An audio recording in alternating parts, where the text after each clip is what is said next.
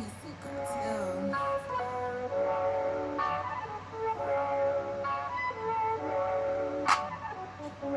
Testing, testing, one, two, three. We are gonna.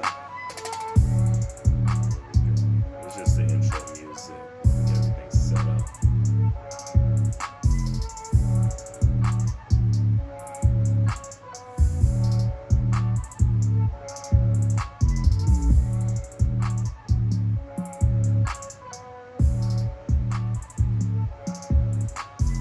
Alright, podcast. Okay, there we go.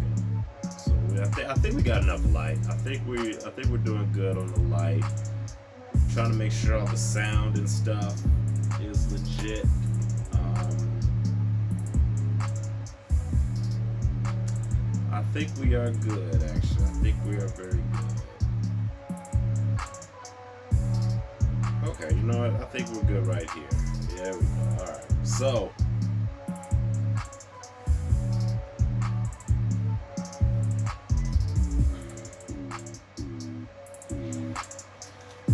alright, so this is the Vic Talk Podcast, episode 1. This is the trial run. We're going to try to see if the sound is nice, if the aesthetics is nice, the looks is nice. One thing I will tell you, it definitely smells good in here. We are burning a teak wood and oak candle for today, and then the fragrance that I'm wearing is Ralph's Club.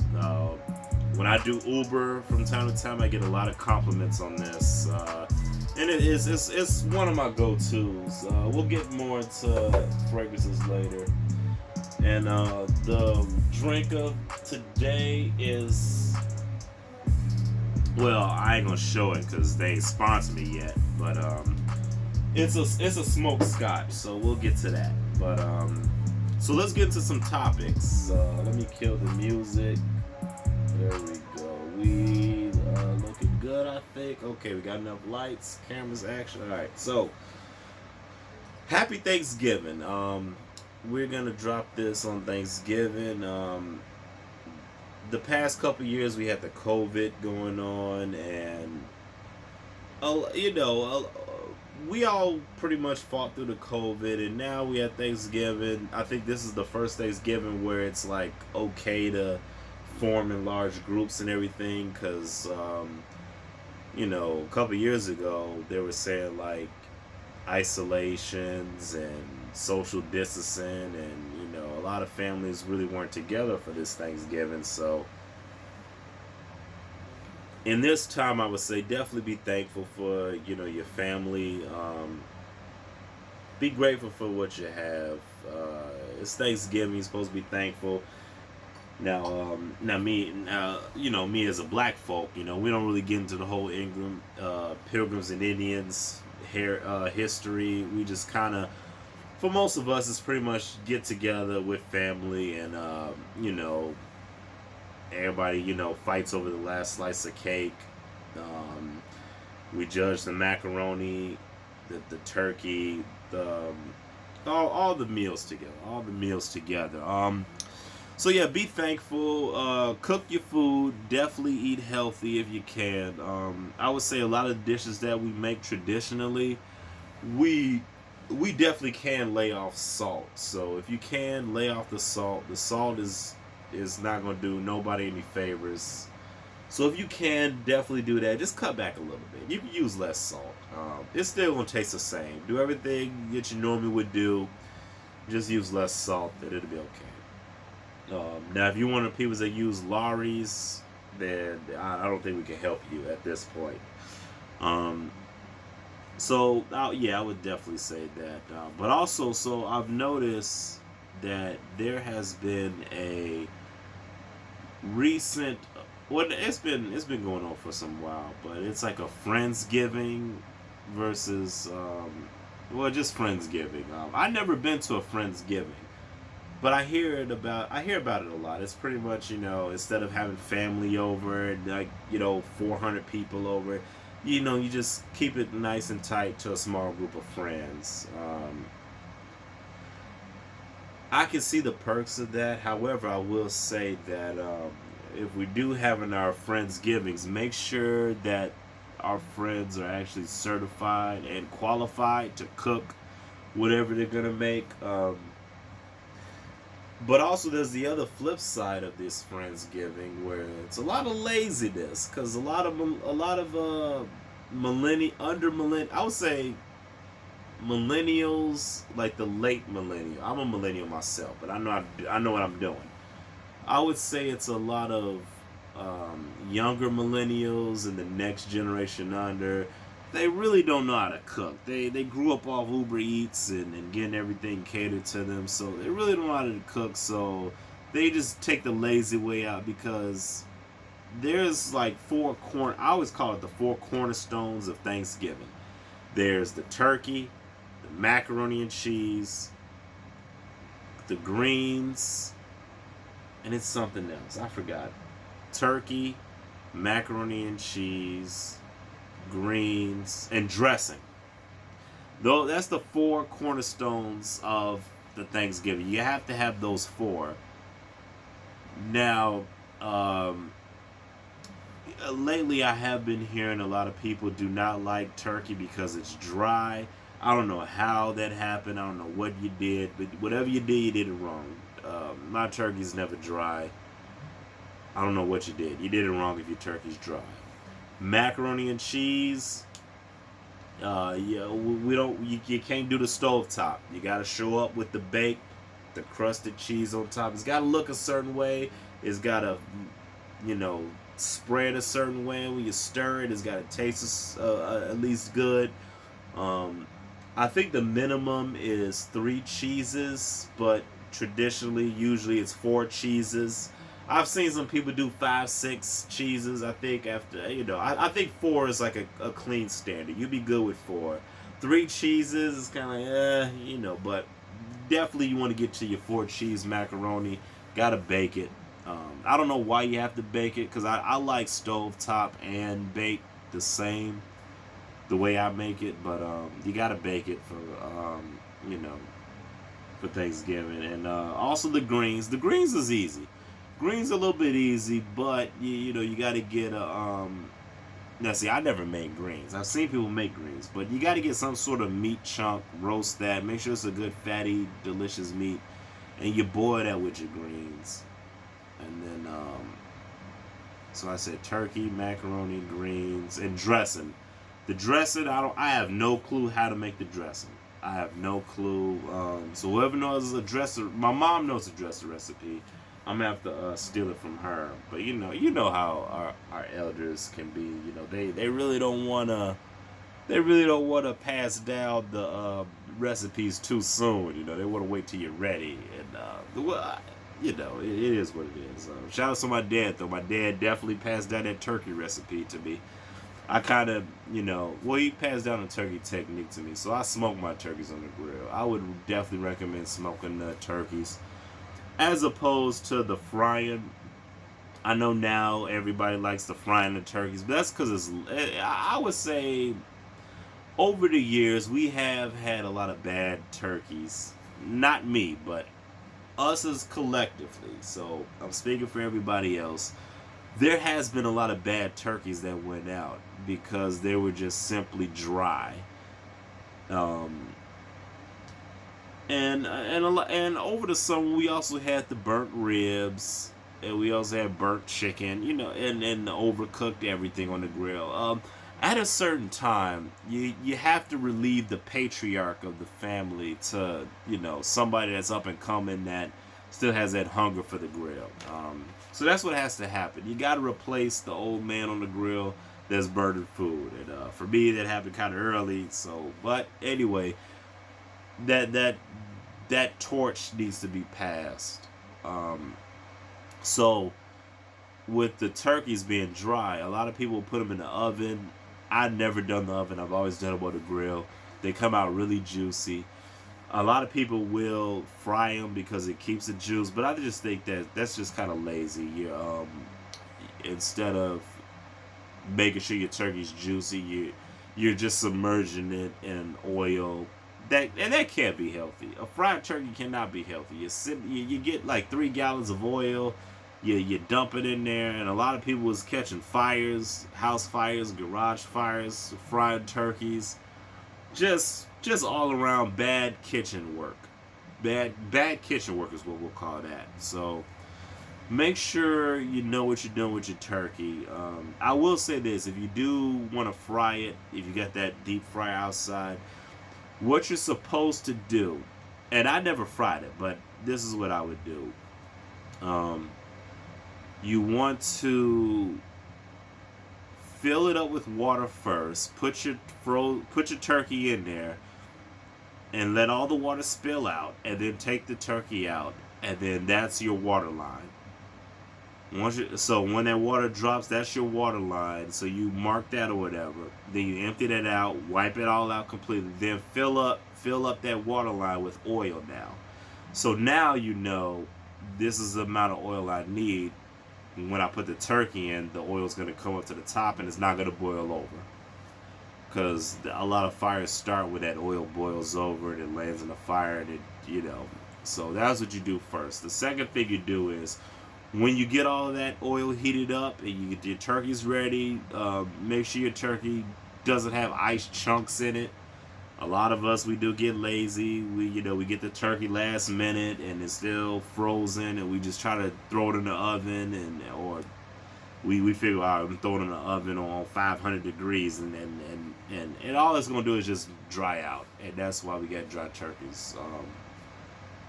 Now me, I can throw it on the grill. I can kind of work with it, but it's just well, actually, I don't do frozen turkeys. I thaw them out. Yeah, thaw out your turkeys, but So anyway, if you're deep frying it, make sure the turkey's thawed out, and then once you put it in there, before you put your turkey into the defroster, cut off the fire. So cut off the fire and throw your turkey in there. That way, if it spills, it's not gonna ignite. Once you put it in there, the grease is still gonna be hot. It's gonna start boiling immediately. Then you cover it up. Then you cut back on the fire and then once you make sure there's no spills, and once you cut back on the fire, you're good to go. So that's pretty much that. All right, enough of Thanksgiving. Be thankful for everybody. So the next topic. This is a topic of today. Actually, I've seen this a couple days ago.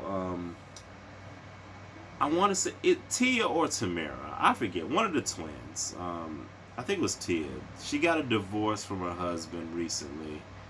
Now, according to the husband, and this is just my 2 cents, so don't take me seriously, but my 2 cents is she got the divorce, or they got the divorce. I'm pretty sure she filed because, statistics show that women do file the majority of divorce cases. The husband said that he was completely blindsided by it.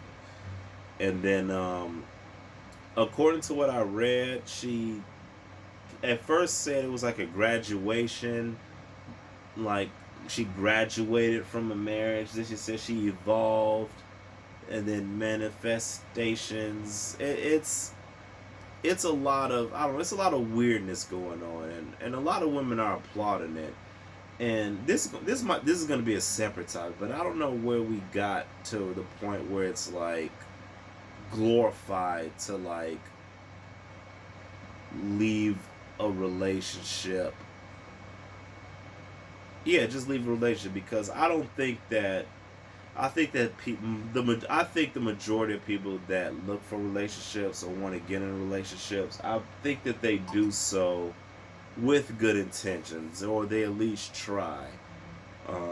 And for them to be married and have kids, for the people that's looking forward to marriage, it does kind of look kind of weird, like you just all of a sudden divorce because of you evolved or you graduated. It just sounds weird. Now, if there was some shenanigans going on, like infidelity or abuse or, theft or emotional abuse, physical abuse, if there was any types of those, then we could definitely understand that. But when you start saying like vague words that really don't make sense, It's not really explaining what's going on. Um, and now she has the right to privacy. She has the right to privacy. But I also will say to you celebrities, you're making a lot of money off of us. We go harass you for some information. That's just that. It comes with the territory. If you got millions or billions, or let's say if you got several $1,000s off of money from the public, then the public the public is gonna reach out to you. So I don't want to hear this. Oh, I don't want to deal with the public. Nah, you was dealing with the public, taking our money, getting rich, and now because we invested in your life, then when something happened, we want to hear about it. It is what it is. But you do have the right to privacy. I definitely understand that. But us patrons, us people that are invested, we are going to try to pry for information. And so far, the information that we are given, it kind of just seems like out of the blue, just random. Like it really don't make sense. Like, how do you evolve from a marriage? Like from my understanding, when you take the vows for better or for worse, rich and poor, sickness and health, forever till death do us part. That don't sound like you graduate from that. I've never been to a school that made me take vows for better or for worse or nothing like that. I don't know. But to me that I would say we will call it delusional. All right, so next topic. So today at Walmart, this is a quick small story. Today at Walmart, I was doing my last minute grocery shopping, much like everybody else is doing. Last minute grocery shopping, and when I got to the checkout line, I had my receipt ready. I gave the receipt to the dude, and he looked at my receipt, and he was kind of just talking to me because I had the big bag of charcoal because I'm getting ready to smoke. Well, I already did, but I smoked some turkeys. But he pretty much was just asking me, "Oh, what are you smoking?" Blah blah blah. We just chopping it up. And then another woman came around us and tried to walk out, but he wanted to like see a receipt. So she was just like, she just gave him like a mean look and pulled out a receipt and handed it to him. And then she was like, I'm just tired of this. I don't like showing my receipt, blah, blah, blah, blah. And then he was like, ma'am, I'm just doing my job. And I was like, ma'am, he's just doing his job. You're like, just show the goddamn, like, I feel like this. Like, I get it. And I've heard people say this, like, you buy your food at the grocery store, you don't want to show your receipt. I get it. It is a hassle. However, most of the times they put our grandmas and grandpas, they put our elderly folks up there to check the receipts, and it's kind of just like, I don't know. To me, I just feel like it ain't no big deal. Just show them the receipt. They gonna mark it. A lot of them don't even be reading the receipts in the first place. They just look at it and check it off. And just go through the process. It ain't that big of a hassle. Now, if you're stealing, that might be a hassle. I can see why that might be a huge hassle. If you stealing, if you done rung up a TV and a PlayStation and some grapes, then yeah, that might be a little. Then yeah, you might not want to show your receipt. But for the rest of us, that I can understand it is a hassle. But I would also say a lot of us black folks, we buy our food, we check out, and we looking at the receipt to make sure that what we paid matches what we thought was going on the display prices. Like, we always looking at the receipt. Okay, yeah, that was 2 for $5. Okay, yeah, that was $10. That was 10%. Okay, we always doing that anyway. So as you looking at your receipt, calculating everything, by the time you do all that, you'll get to the end. Just show them the receipt. It ain't no big deal. It's not a big deal, but at the end of the day, I feel like these people, they just employed, so I don't mind, I don't want to make their job harder. We all got jobs, and we hate when people make our jobs harder, so don't make somebody else's job harder.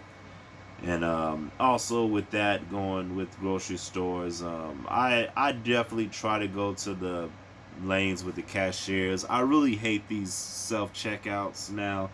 They got like two separate checkout lanes, and then they got like another self. They got like three different styles of self checkouts.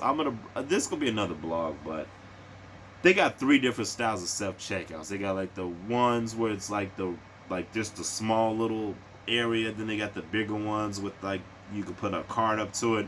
Then they got like the fast scan stuff. It's something brand new. It's weird. It's weird. I don't know. So that's that. Anyway, the last topic for today, and then we're gonna end this, is the Wakanda Forever. I watched the Black Panther 2. It was great. Before it came out, a lot of people were talking about how that, and I kind of get it. I kind of understand. It's kind of like there's a lack of masculine presence.